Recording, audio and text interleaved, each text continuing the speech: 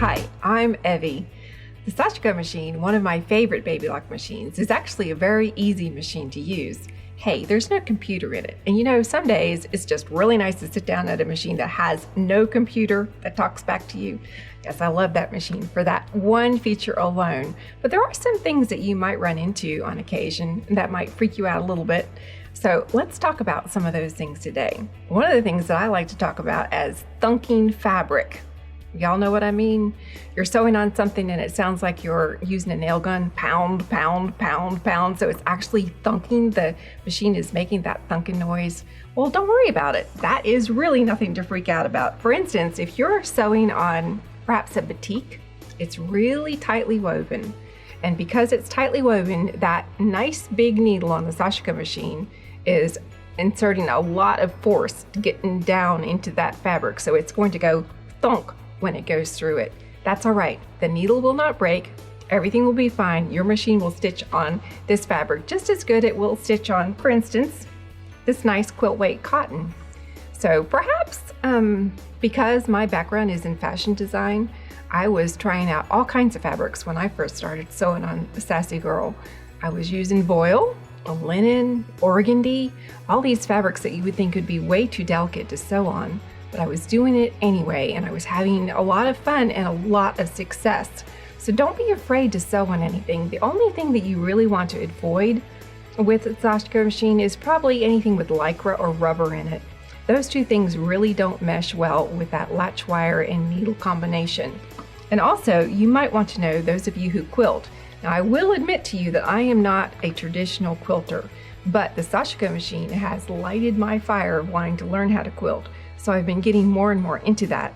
But I have discovered that you have to be careful about the batting. You don't want to use a batting that has resins in it or any little wood particles. I know, I love all the natural fibers too. But if you have a quilt batting that looks like this, you see all those little brown spots?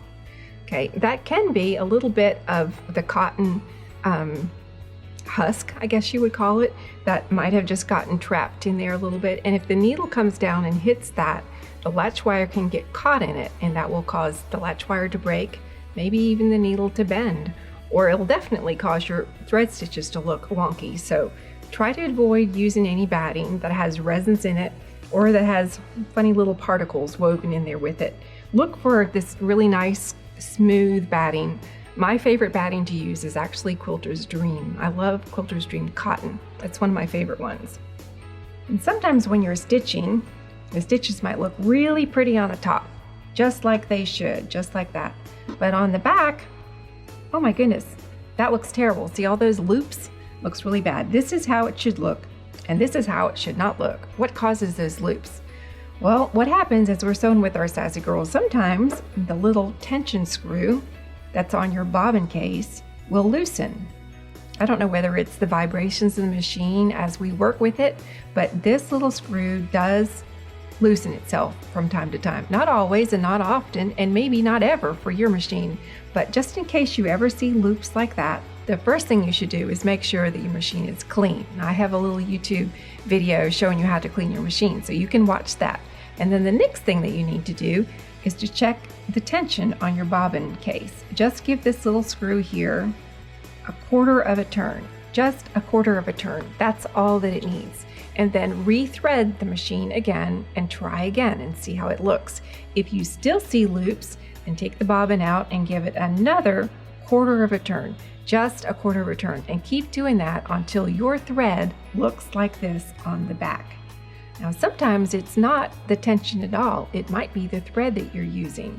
So you might want to change your thread and see, maybe your thread is old, or maybe it's got a little bit of dry rot. I know, I collect thread too, and I have bukus of it that I should throw away and just can't. But keep in mind that the Sashiko machine does all of her work in the bobbin with the thread. So you want a nice, new, clean, strong thread, and then you'll have pretty stitches on the back. And then the other thing that I'm going to show you how to do is how to check out that little latch wire and the needle. So let's move over here to the machine. Okay, let's open the bobbin door. Now, if you've watched my threading video, you'll know that you have to ring its doorbell. And when that porch light comes on, now you can open the bobbin door. Now, sometimes I'll crank this out here so you can see. Sometimes this little wire here that's in the toe will actually come out. And it will look like this. You open the door and you go, oh, no wonder I'm not sewing. These things aren't together. Now what do I do? Well, it's really easy. Just as easy as you saw me take it out. You can put it back in. Let's pull that little wire down, tuck it into that little slot, and you have fixed it. Now, before you go to thread this machine, don't try to force that back in. Just close the door, press the bobbin, up, down button again, and when the light comes back on again, you look inside. See? It's back where it should be. So that's what you need to do with that. Okay, let's change the needle. Well, actually, it's not a needle. Look, take a look at that. Do you see that little opening right there? It's actually a hook, isn't it? And it has a latch wire that slides up and down in the groove of the needle. There's the groove right there. That closes and opens that latch wire, and that's how it traps the thread and makes the loop on top. So when you're changing the needle, you need to check the latch wire too. You can't get to the needle until you pull the latch wire holder down and flip it. Just crank it around until you can see it. There you go. See if I can turn it a little bit more. Right there. Now, you see the little screw there that holds the latch wire in? This is the latch wire. It looks like, my mother would say, it's as crooked as a dog's hind leg. Well, it really is. It has this little curve to it on the bottom. That's normal. But sometimes it gets broken off at the end and it will be missing a little tip. So just unloosen that screw just enough so that you can get the latch wire out. Now that's what a latch wire looks. Do you see that little curve at the bottom? That's normal. Don't worry about that. It looks just like that. And let's look at a new latch wire. This is what I do.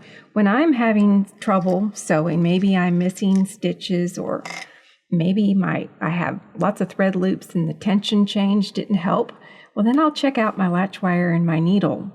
And what I'll do is I'll take my latch wire out and I'll get a new one and I'll compare it. And if they look the same, well then I'm not going to bother changing it. I'll just put the old one back in. Or sometimes I'll change it and I'll save the old one because that might not have actually been the problem. As my mother would say, waste not, want not, right? So the latch wire looks good. And let's take the needle out. In order to take the needle out, you're going to have to loosen this screw right there. All right, so I like to loosen it with a screwdriver as much as I can to begin with. And then I can usually get it out with my fingers.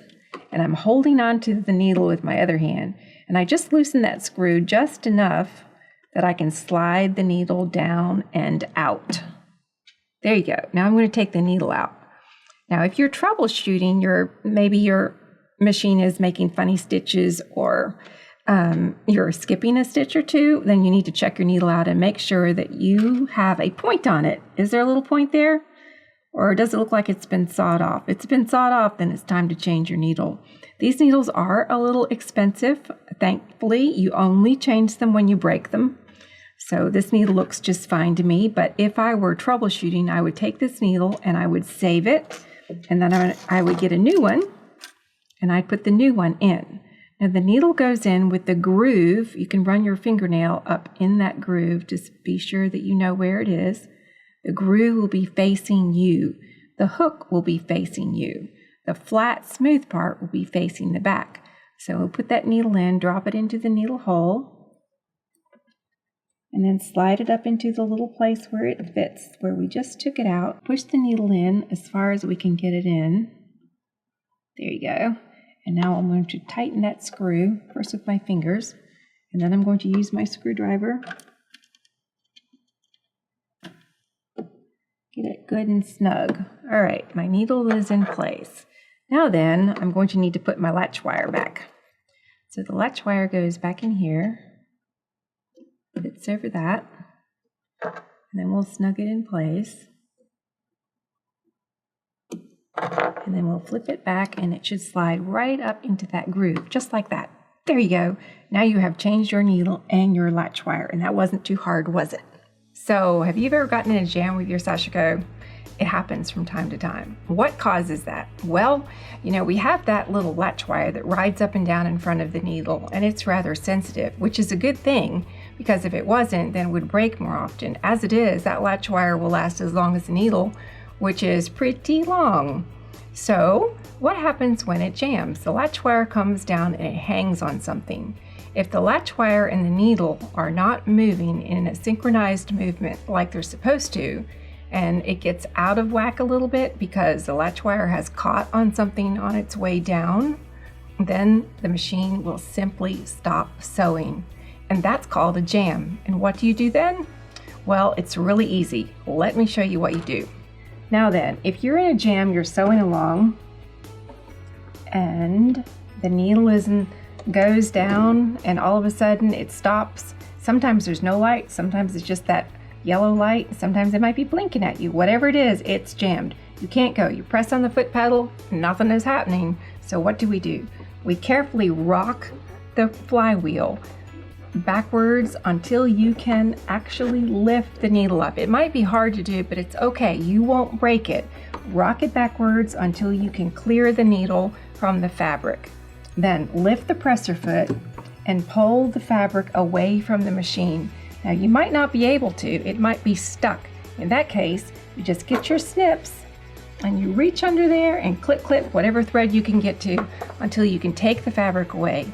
And at this point, you need to press the needle up down button to get the needle back in position correctly so you can open the bobbin door. But before you do that, I recommend that you turn the machine off, count to 10, and then turn it back on. Now that's reset everything in this machine. So now I'm going to press the needle down up button. She's turned her porch light on. I can open my bobbin door and take the bobbin out and check to make sure there's no bits of thread or lint or anything that's caught or hung up in the mechanism underneath. So you are probably going to want to follow along with the cleaning and oiling tutorial and see how I've taken out the whole works down there. And you can look up inside and make sure nothing is trapped. So that's how you get out of a jam. That wasn't hard, was it? The nice thing about a simple machine is that the fixes are simple too, and usually they're pretty obvious and not so hard to do. And then there's one more thing that I might like to tell you. This is something that I discovered all by myself, and I sat down on the machine one day and all the lights were off. All these little lights over there that should be on were off. Machine wouldn't sew, not a thing. Thought, oh my goodness, I have broken my Sashiko machine. So I called up my helper and I said, please, Baby Lock Tech, help me, what have I done wrong? And they said, check the bobbin winding mechanism, because if it's pushed over, then it won't do anything. You need to move this spool over here and make sure that it's in proper position before you start. And I was like, oh my goodness, that was an easy fix. But you know what? It happens to all of us.